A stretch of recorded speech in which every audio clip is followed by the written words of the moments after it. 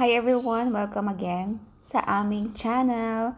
Ngayon, ipapakita ko sa inyo yung aming chow chow na aso. So, bagong shave lang siya.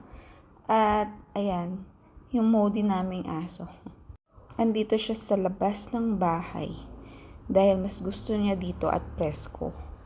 Ang daming tao na nagugustuhan itong chow chow dahil mukha siyang teddy bear. Kapag sobrang lagong ng buhok niyan, ganyan ang itsura ng chow chow pag gabi na. Pinapasok na yan after niyan magpupo, after niyan magwiwi. So, pag mainit, hindi yan kagad-agad nakakatulog. At syempre, pag malamig, mabilis siyang makatulog. Ito namang aso namin na isa, tuta pa lang. So, bagong uwi ko lang din yan this week. So, siguro mga 2 to 3 days na siya dito at naka-adjust na si Milo. So, ngayon bibigyan ko siya ng puppy na pedigree wet food. At nung unang try niya to, nagustuhan niya. So, may marami pa akong stocks. Ibibigay ko to sa kanya. And para makabawi-bawi siya kasi nung bagong bit-bit ko siya dito sa amin, nanginginig-nginig pa yan. At medyo payat. So, ngayon, nakarecover na siya. Nag-wiggle na yung kanyang buntot. At sa ngayon, sa cartoon muna siya kasi sanay siya sa cartoon matulog.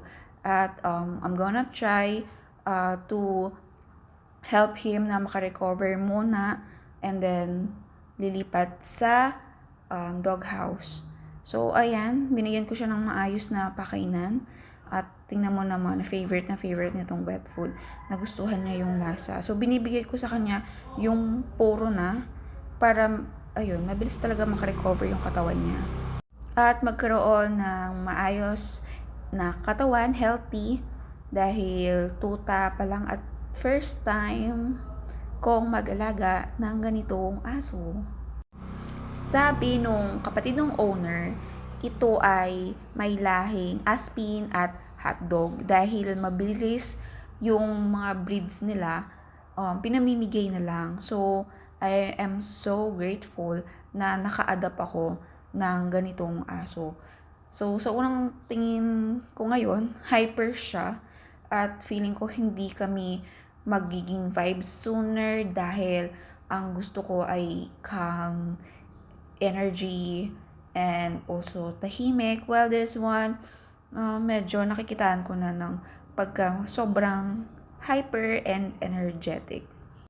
So, another dog food na pinapakain ko sa kanya, dog food na nabili ko somewhere na pet shop. And then, nilagyan ko ng tubig para umalsa yung dog food.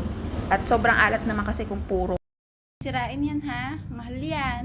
That's it guys, makulit kasi siya. Lagayan mo. Yung pagkain na to, unti-unti niyang nauubos. And that's all. Thank you for watching guys.